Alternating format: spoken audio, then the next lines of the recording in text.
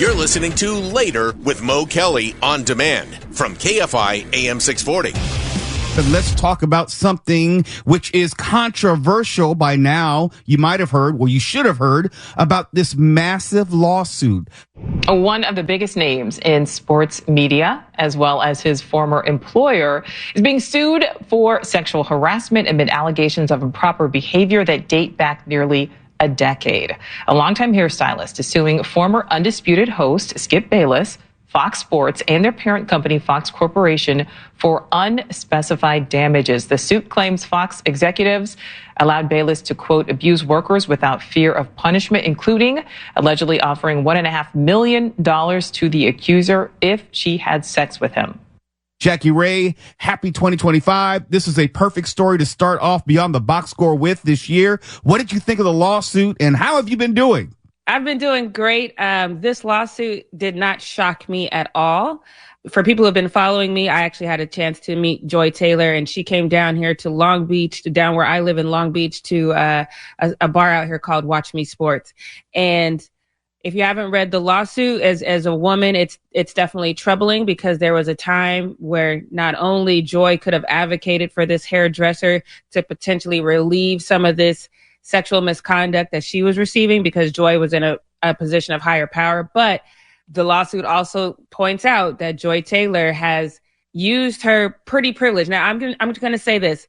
Everything is alleged in this lawsuit. Everything is alleged that Joy Taylor basically exchanged sexual favors to advance her careers. That's all alleged. However, sometimes the writing is on the wall or in the microphone. And Joy Taylor has said on several occasions that she knows her career is where it is because she has pretty privilege. You can take that and run with it just to say she's good looking. But most men that I know, good looking just for you, fun for you to look at, how does that really advance your career unless there's somebody who's profiting off of your look? I'm just going to say it's very believable to me. What bothers me, and again, these are allegations, but if the allegations are true, it bothers me that a part of the allegations is the insinuation allegation that Joy Taylor specifically, who is the sister of NFL Hall of Famer Miami Dolphins Jason Taylor, she's always been connected to athletics. There's this insinuation and allegation that Joy Taylor, if she were brought to the light as far as trading sexual favors for her career, she said, allegedly in the suit, that she would just say that Dixon, the Fox Sports executive, just forced himself on her. That to me is like, ooh, wait a minute. Not only is the allegation that you slept your way to the top, short way of saying it, that if called out, you would just say rape? Whoa.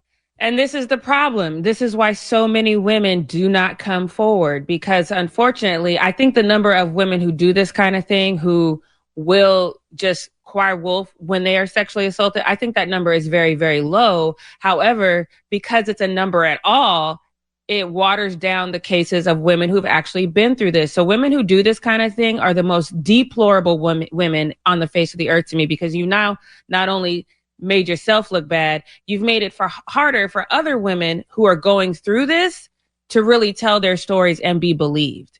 If we believe that any of this is true, and we look at what Joy Taylor allegedly did to get herself forward, we also have to look at this Fox Sports executive, because I'm not going to allow him to get away scot-free on this. It makes me wonder, well, actually it doesn't make me wonder. I have to then assume that if his expectation was trading sexual favors with this woman talent, that he has at least approached most of the women talent that he finds attractive and dangled the carrot of, hey, you want to advance your career, or you're going to have to sleep with me. And then it casts a shadow over everybody who's had any success at Fox Sports, not calling any names.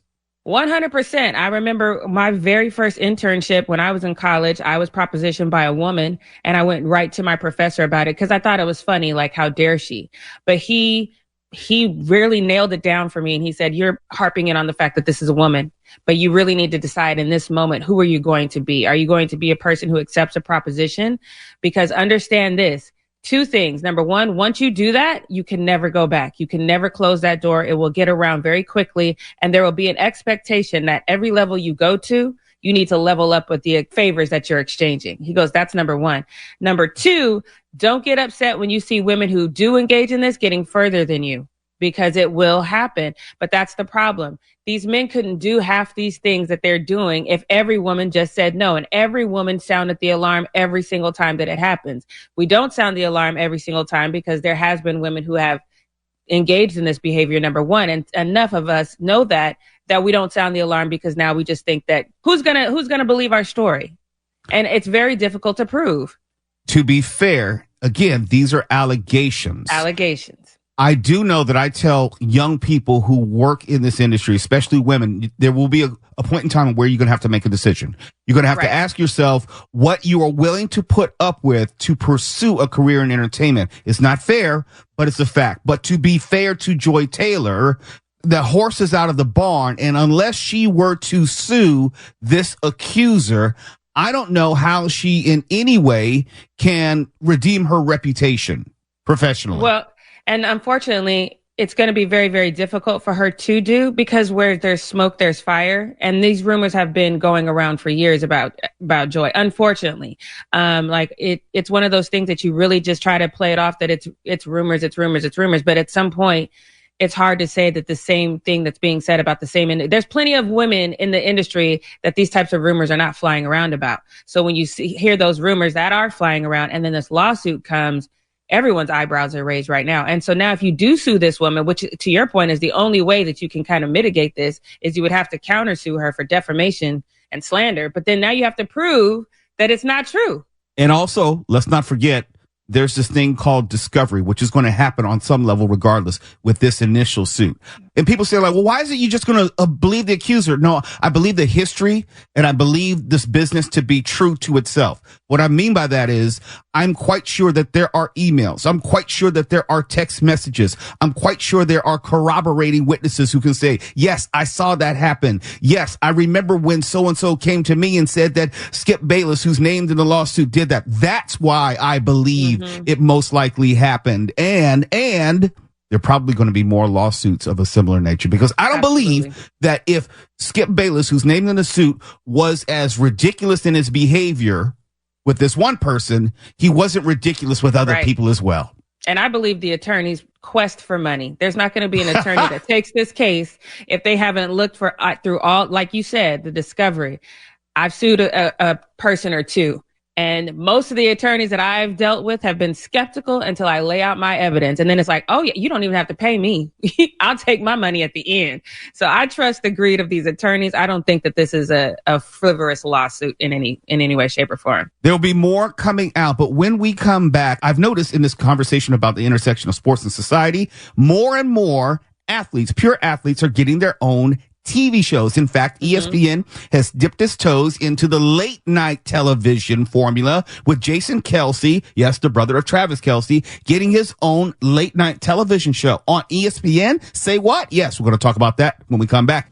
You're listening to Later with Mo Kelly on demand from KFI AM 640. As we continue to go beyond the box score with our regular commentator, Jackie Ray, who joins us for the first time in the new year. Jackie Ray, you might have seen recently retired athlete Jason Kelce, who played with the Philadelphia Eagles. He is the older brother of Travis Kelce, who's the boyfriend of Taylor Swift. I mention all that because there is a connection here. Right. Jason Kelce has his own late night talk show as a function of ESPN. ESPN is dipping its toe into those late night waters. If Fox News can do it, if the broadcast networks can do it, if the other cable networks can do it, why not ESPN? And ESPN has done a good job of growing sports personalities into, I'll say, talk personalities. We can talk about Pat McAfee and others. So I know why they're doing this. But what about the larger picture? Athletes becoming personalities, commenting on anything and everything, not just sports. I think it's an interesting flow because it wasn't too long ago when we were hearing people tell athletes to shut up and dribble. Of course, it's a specific athlete that they were saying that to, but nonetheless, the overarching thought process has been, you're good at that, be good at that. But I think what people have, and I've said this from day one, a reason why sometimes you get that little guy on the basketball team that's so popular is because he is the little guy and he resonates to the normal person. Jason Kelce, although he is an amazing football player, his personality says, Normal guy. Dry. Yeah, normal guy. Like, hey, Bill, how was your day? You know, it's just, there's not a lot of like, he's the guy that you're going to wave to down the street. He doesn't seem like he has an unattainable lifestyle. So I really see him he's just relatable.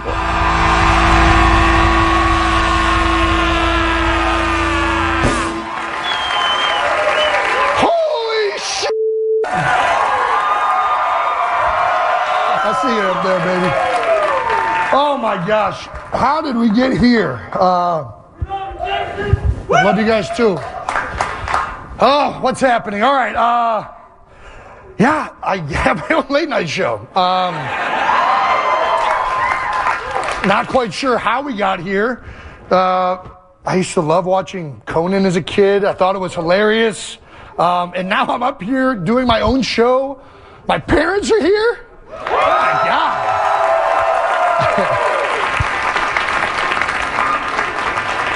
Mom, Dad, you were wrong. Turns out letting me stay up late at night was a good thing in watching TV, right? Listen, and one of the other cool, not only am I getting my own show, but I'm getting to make my own show with my wife, Kylie, as the announcer. So I see him being great on late night TV. I don't watch a lot of late night TV just because it's corny to me, but I do see him being great at it because that's when the everyday Joe can relate to him. Telling him not to drop F-bombs is weird because that's going to be hard. And this is the intersection. You told me, Jackie, don't curse on air unless there's an accident and somebody put me on air when they weren't supposed to. Aside from that, I'm trained. True story. Right. Facts. I can train myself. There's certain things in my vernacular that I say when I'm talking to my friends that I never say on air because I'm trained. I'm a professional. But if you just take the average everyday Joe and tell them to be themselves on air, but then put stipulations on them being themselves, there's going to be a very long learning curve to that.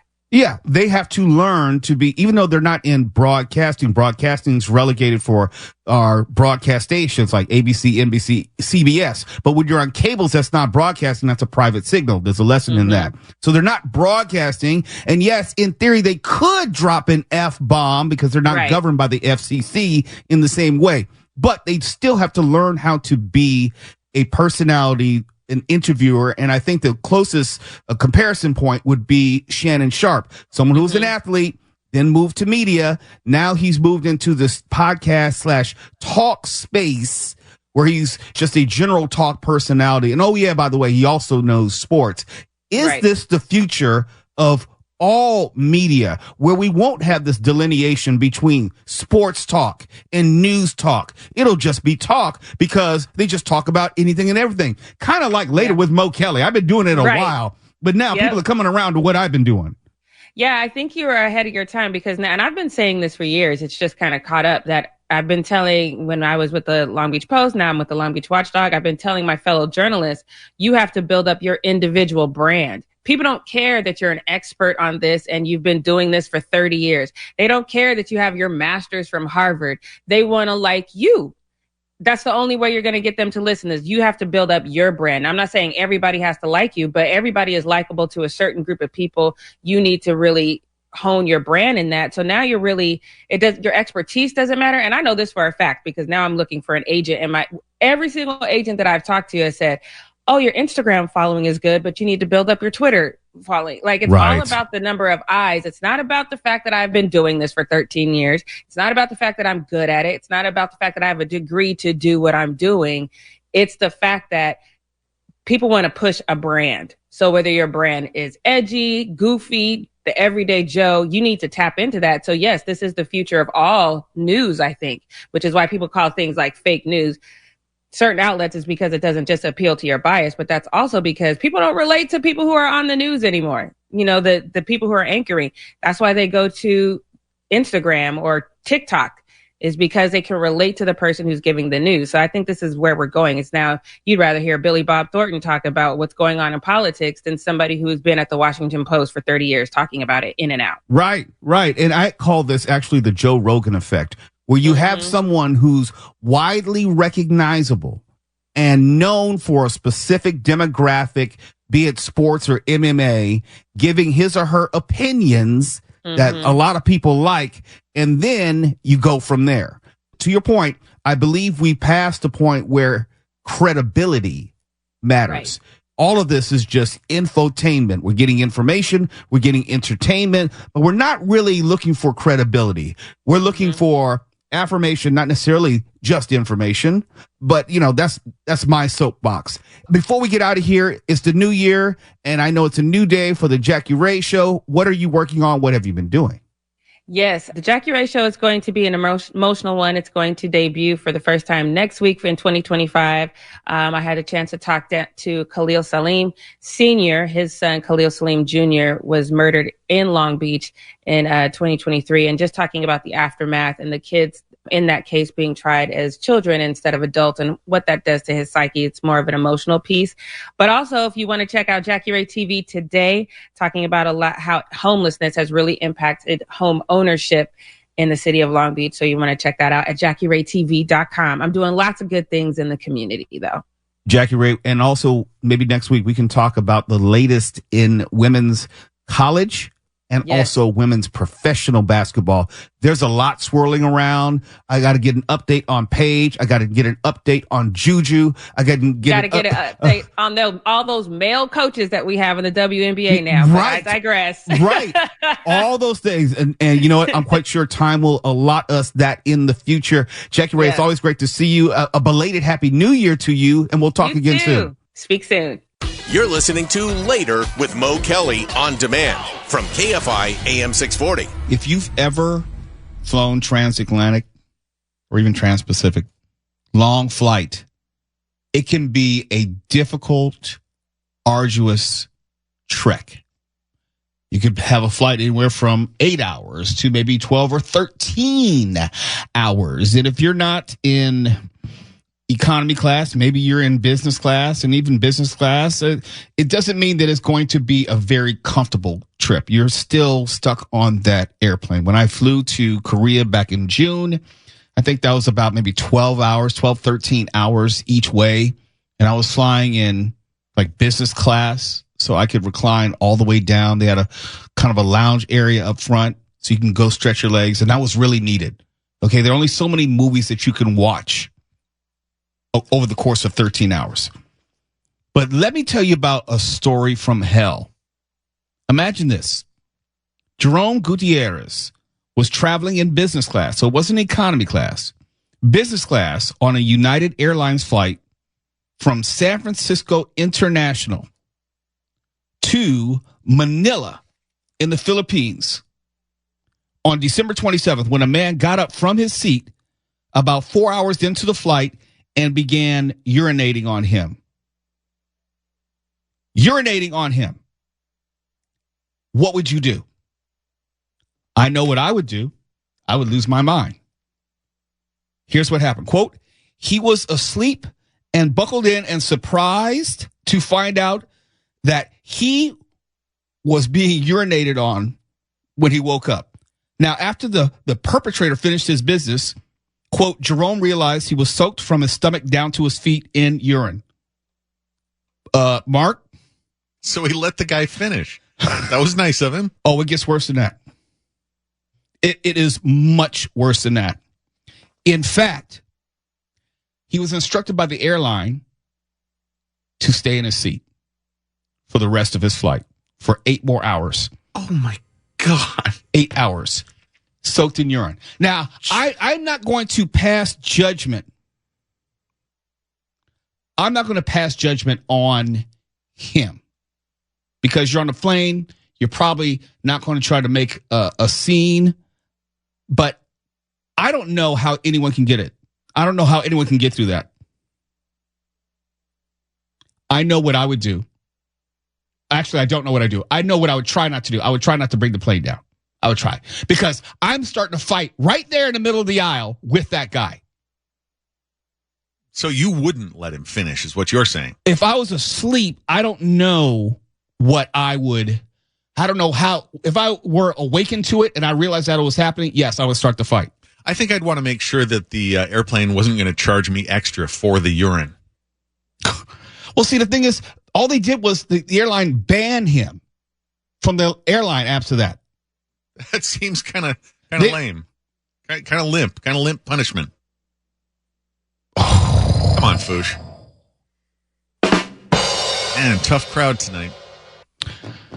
You know what? Let me just go to break, okay? Because it seems like Mike Johns is calling me right now from Waymo, from the Waymo incident. So we're going to try to get him on the air right now. So we're going to break now, break early. We're going to get Mike Johns on the air. Hold on. All right, Mike, don't go anywhere. You're listening to Later with Mo Kelly on demand from KFI AM 640.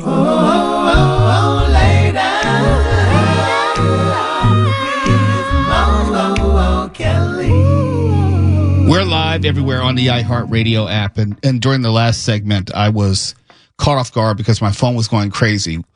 Give you some backstory. At the beginning of the show, I was talking about the Waymo story where this guy was caught in a Waymo going in circles. And people are saying, like, oh my gosh, how could that happen? And, here on Later with Mo Kelly, we always talked about Waymo and all the issues.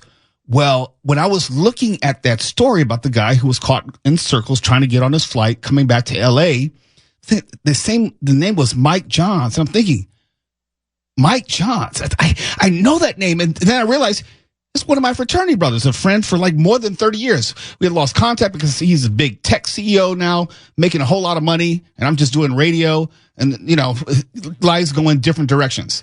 So I reached out to him and tried to figure out if I could get him on the show tonight. And I think Tuwal is talking to him right now. What's the status right now? Okay, we can get him on the air. It'll be good. So we can find out and get his story firsthand of what happened when he was in the Waymo. Hey, Stephen, tell me what's going on. All right, they're still trying to get him hooked up right now so we can get his story. All right, go ahead and bring him up. Mike Johns, my brother of Mega Sci-Fi Fraternity Incorporated. How you doing, my friend?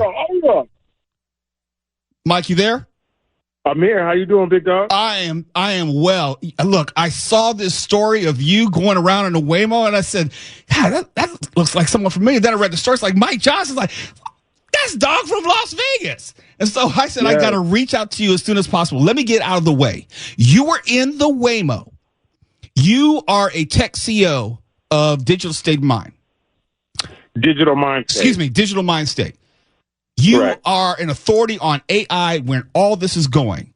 Tell me, why did you get in a Waymo and what happened? Let's do one better. First of all, I'm a futurist in tech, so I'm supportive of autonomous vehicles. I am definitely in full support of that. In this situation, I'm so much in support of it that me and my son was actually going to get in this, but it was me that did it on the second go around. I chose it. Just the future is here, and these are things that you're going to have to embrace regardless. So the glitches are happening right now. Ultimately, they may get fixed down the line. But in this situation, I got in the car trying to get back to the airport, going from Sky Harbor to get to LAX. As soon as I get in the car, it goes in a circle. And it's like, damn, it should have went this way, but instead it did this, does another circle. The second time, I'm like, and then I'm thinking, okay, by the second, third, it's a prank. It's somebody up to a prank. I felt like literally some of my tech buddies might have been one to do the perfect timing. Even though I'm in Scottsdale at the moment, somebody might have just set this up. But no, this is real. This car has actually been there's a glitch, not hacked. There's some sort of glitch that's going on, and the people from the control towers right there looking at the satellite systems probably realize, hey, this car has been going in multiple circles. Let me go ahead and contact the customer and try to resolve the matter. That's what Waymo was trying to do. Okay. Mike, just so you know, can't have you cuss. Thank you for that. But when you were in the car and you're contacting Waymo, how much time has transpired? I know you took some time trying to contact Waymo, and it took some time for them to get back to you. So how long were you stuck in this loop, literally? So, correction, you're in the car. I'm wondering what's going on. And as I mentioned before, as the car is in the circle, I believe that from their headquarters, again, everything is controlled by GPS and satellites. They were able to realize that there was a problem. They promptly over the speaker started to talk to me. I wouldn't even have known what to do. Okay. Then in that happening, they went ahead and needed my phone to help fix the problem with the car. That's where I was pissed. They needed your phone. In other words, they needed data from you or to input a command? They needed to, like edit your ride. Something fixing with the ride itself to then be able to go its course. So they needed me to actually do something in the app, inside the Waymo app, and then they were able to take control and regain control of the car. All told, how much time did this take before you got at least moving towards your destination? Man, I guess it was about 7 minutes, the longest 7 minutes. Were you able, let me put it this way. If you needed to in an emergency, would you have been able to get out of the car on your own? With anger, if it was more of if I found myself in a more of a dangerous or a threatening situation, I would have had to kick the windows. Absolutely. I would have had to kick the windows to do something because I couldn't get out the car.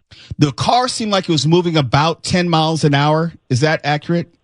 That's correct. Did you try to contact anyone else during this process, or you only were in contact with Waymo?